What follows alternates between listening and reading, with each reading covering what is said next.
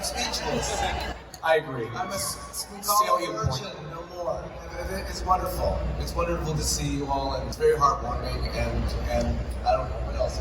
It's wonderful. Yeah, what movie do you guys want to talk about? This is correct. Yes, the two of us have never done it. And then... Yeah, first time in the US for me. I've been in a couple of conventions overseas, but this is my first convention here. It's a lot of pressure for you guys, so gotta come through. I feel fine now. I'm gonna put my feet on the table. I knew you were gonna be a part of it. Yes. The rest I wasn't sure. No, not at all. No. I think while we were doing, I was working on the movie, there was this growing sense that the movie was something that everyone was talking about, and that it became a bigger and bigger deal as we were working on it, but I had no concept of this at all. Yeah, I don't know about you, but I didn't see a formal script At all. in the beginning of Jurassic. I mean, it was so cryptic. It was just, it was all secretive. I was told to take a look at the book, so I read the book by Michael Crichton first and got a sense of that. Just auditioned with the bare minimum of notes, so just imagine you're there with a dinosaur screaming, and that was the audition initially. No, I had that too. Yeah, I was oblivious to everything. I was 8 years old, I could hardly read. I can still hardly read. If you've seen me sign, you can tell. For me, even meeting Steven, I met Steven on the set of Radio Flyer, which I did before that. Steven was just this nice man with a beard who kept wanting to talk to me. And I didn't really know why, and he was showing me the sets for Hook, and originally he kind of wanted me to be in that, and then it didn't happen. So he said, "Don't worry, Joey, I'll get you in a movie this summer," and that movie happened to be Jurassic Park. So we didn't know anything, I didn't know anything. It was just like kind of make-believe and magical, and the dinosaurs, and an amazing cast, and before you knew it, everyone in the world knew who we were. It was that fast. It was very unexpected. I think the first week we were up against Last Action Hero, and we weren't sure what was going to be number one. If it was us or Last Action Hero, and then suddenly Jurassic was number one for the next 1,000 weeks. Well, I remember our first scene that we ever had, and it was one of those ice water dips because we had just met, and we had just gotten to this set of Jurassic on Hawaii, and there's this scene with the electric fence, and my brother Timmy, it looks like he's dead, and I'm having to get into character in this really emotional moment where I am crying my eyes out about my brother, who I just met on the set, and so that I had to really act that day. It was a little different than what Joe had to do, pretending to be dead, but no, that was acting too. But seriously, what you were saying about our relationship as brother or sister, seriously, it was like you were such a brother, even when we were filming. Okay, I have a story for you. Joe was such a bad influence, he had me sticking clothespins on the other cast members' costumes. This happened for weeks on the set. It went on for weeks and weeks. And our main targets were Sam Neill and Jeff Goldblum. We were an absolute nightmare for continuity. But I have to tell you, I learned a very important life lesson from this. We were never caught. It was so worth it. I would do it all again. I'd actually really like to switch seats with you because I can't be this close. We had such an amazing time, and it was a family affair. Like, both our families were there the whole time. So my brother and sister were there, and her sister, and we were just having a blast. Like, basically every day we would be playing make-believe on set, and then we would get home, usually right before sunset, so that we could go boogie boarding outside of our hotel in Kauai. And so we would just try to catch the waves like for another hour. We were swimming in that pool the whole time. We would play, when we got to LA, we were playing board games all the time in the trailers. Like, we were literally just hanging out the whole time. Like, I know it is a movie with adults in it, we kind of forgot that. It just kind of felt like this thing that we were kind of doing, especially when we got to do the kitchen scene, because that was 2 weeks together. Where it was just the two of us. It was just you and me and Steven. And kind of like that was like that inner group. Kind of doing it together. And there's no one else I could have imagined doing it with, Ariana. I mean, we just had such a wonderful time. And I think it shows. I think it shows in the movie that there was something special there. That was a great, great moment. Oh, thank you so much, Joe. That is really, really, really special. And it's special for me too. I have some amazing memories. That scene in the kitchen, it had to be my favorite one to film as well. And it just, so many aspects about the experience, just being in that kitchen, creating that scene. I still can't believe it took 2 weeks to create it, but it was a great 2 weeks. I just remembered something. Halloween happened while we were shooting. We went as our characters out for Halloween before the movie came out. So we would like go around Toluca Lake in LA and people would be like, who are you guys? And you're like, well, you'll see. And they did. And also, we would go, sometimes when we had like a long lunch and we were shooting on the Universal lot, well, that's where Universal Studios is in LA. We would just like, they would open the gate for us and we would like go on some rides, like, again, like in our makeup, looking crazy, and they would call it a field trip, and that would be a part of our schooling. So like, we literally just hanging out literally all the time. We had the best school, didn't we? It was so much fun. It was I learned a lot. It was kind of an unschool, and I still remember my math book was covered in the blood makeup. Mine was covered in real blood.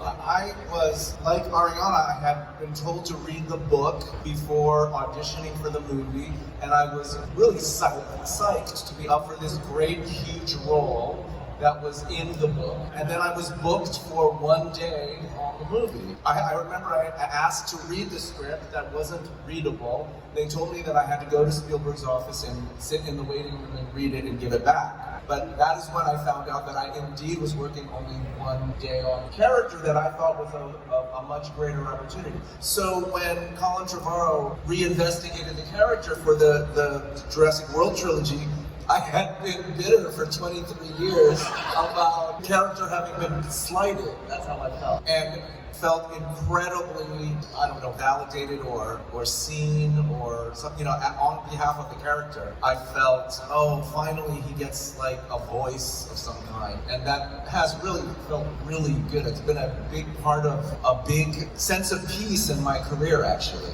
Oh, absolutely. It's extremely positive.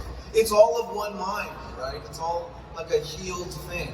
I don't even know if we met at the premiere. I don't think so.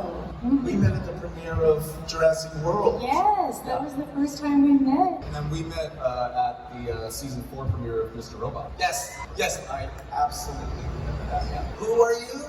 Like this grown-up person. Yeah, someone was pointing that out to me. Like, I kind of forgot how much Tim goes through. Like, he's electrocuted, he's crushed by a car, he's crushed by a car a second time, he's chased by dinosaurs. I got a little residual snot from the sneeze.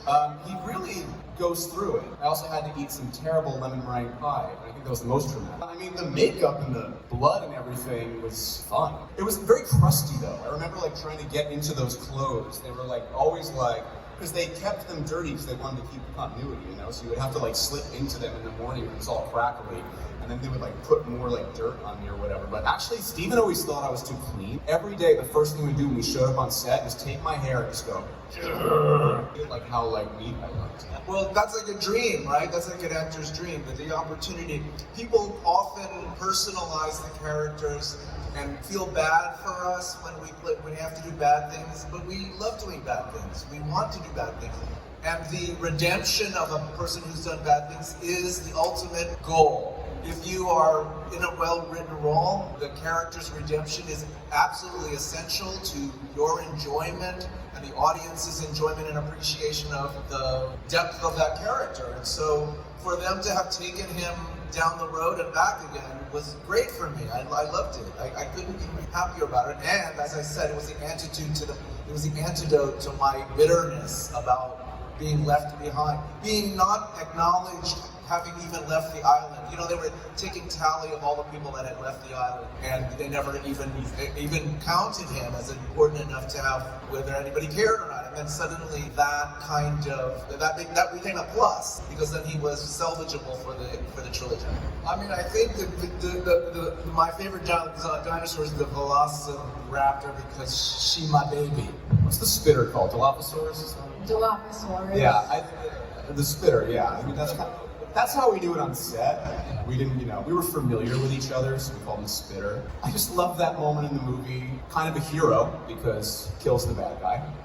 So I think that there's a real redemption arc for the Dilophosaurus. In its terrifying nature, it's also really beautiful. It's like a scary peacock. Unfortunately, BD, I think you stole the one I was going to mention. So I was going to mention Raptor, and that's my favorite. I guess because we had that infamous kitchen scene with the raptors. Didn't you get bumped into by one of the raptors, Joe?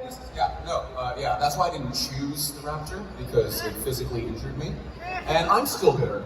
Well, I mean, you're talking about kind of what it means for an actor to play a trans person in the history of our timeline, and like how that has changed since I did it. It's always wonderful to be playing the most interesting and complex characters. This particular character, White Rose in Mr. Robot, happened to be a trans person, and so that was an aspect of her being that made the character interesting. I think the time for non-trans actors to be playing trans characters is past, and so I acknowledge that, and I guess I could say I was lucky that I was squeezing in at the very end of as the door was closing, and that it was very meaningful to me to have that job.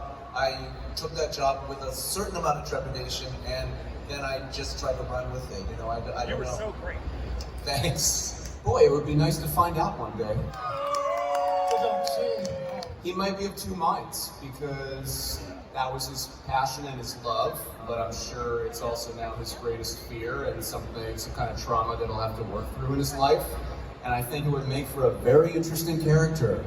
Yeah, I got an original model raptor that I still have. It's like, yay, bitch. And I keep it in my house. I transported it when I moved across the country. Somehow I didn't break it, thankfully. And it is absolutely one of my most prized possessions. It's super amazing to have that. And it's such a wonderful reminder of the very cool thing that we got to do. That's really special. So sometimes I'm kicking myself for not trying to bring my wardrobe back with me. I never took anything cool from this set like that. I got nothing but 23 years of bitterness. I took the back of my chair home, that was about it. Yeah, me too. Yeah. Well, I wasn't, so I can't. Yeah, I mean, it was really cool. It was kind of like life-imitating art, where our characters are disappointed that they don't see any dinosaurs for a while, and we didn't see any for a while. We were like, where are these things? I thought we were making a dinosaur movie. And then when they finally came around, it was, of course, spectacular. I remember one time Steven taking us out of school and being like, hey, another field trip. He loved those. And taking us just to show us the T-Rex in kind of all its glory. The T-Rex was never really full, it was mostly in pieces, but once you kind of got in the space of where you're shooting, all you could see was the lifelike animal, and it was amazing. One of the coolest things I think was when we did the kitchen scene. In that one, we saw every way they could have had a dinosaur on set. It was on set there. Like, it was the ones where, like, if you look behind the counter, it was like 21 people doing every little thing. Like, someone was just controlling the nostrils, someone was just controlling the eyelids, and it was like a symphony where they all had to do it in unison together, so it had to be seamless and perfect. We had people actually in suits for that. We had CGI for that. We had one that was basically on the shopping cart for that. We got to see kind of every single possible way that they were going to bring this magic to life in those 2 weeks. And so I feel like, for me, that was the most special moment. Man, it's crazy. Like, they had like a model, and they would like move the tail, and then suddenly the big tail would move. It was Dan Winston. Those guys were just geniuses beyond compare. Yeah, I think Joe and I were always hanging out with Stan Winston and John Rosengrant and just annoying them, basically, and asking them, how does this work? Show me how the toe works, and I want to see it move. And Stan was always so sweet. I mean, he was the late and great Stan Winston. We will always miss him. Declaw them. And I would call it docile. Docile.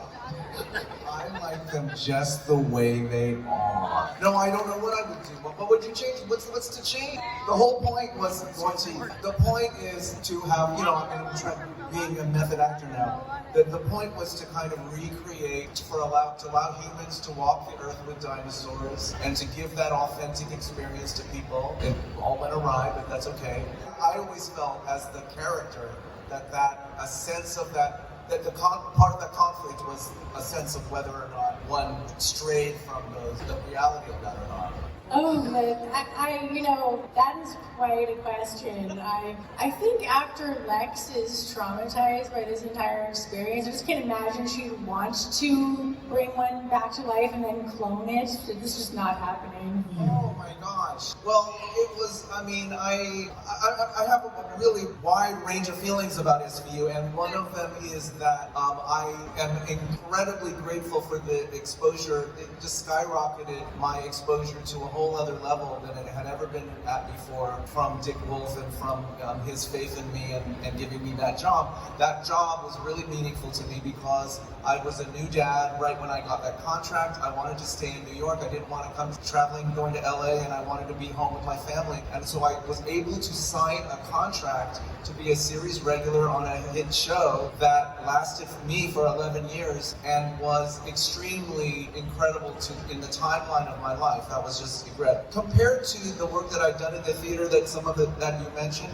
it paled in comparison as a creative experience. It just did. It always will, and it always will be that for me. Like, the difference between television and the live theater is a really great one. I was perfectly happy doing it because of all of the things that I mentioned, and because it was a rich experience culturally and for a lot of really good reasons. It's a very different acting thing, right? It's all the mediums are also different from one another. The techniques are also different from one another, and exploring them, if you're lucky to be able to explore all the different types of acting that there are, it's a really lucky thing, and it allows you to grow and change and do the best work possible. So I'm super grateful for it.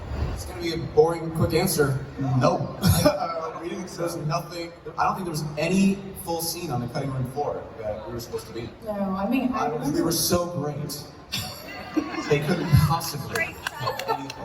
So us on the cutting room floor? Come on.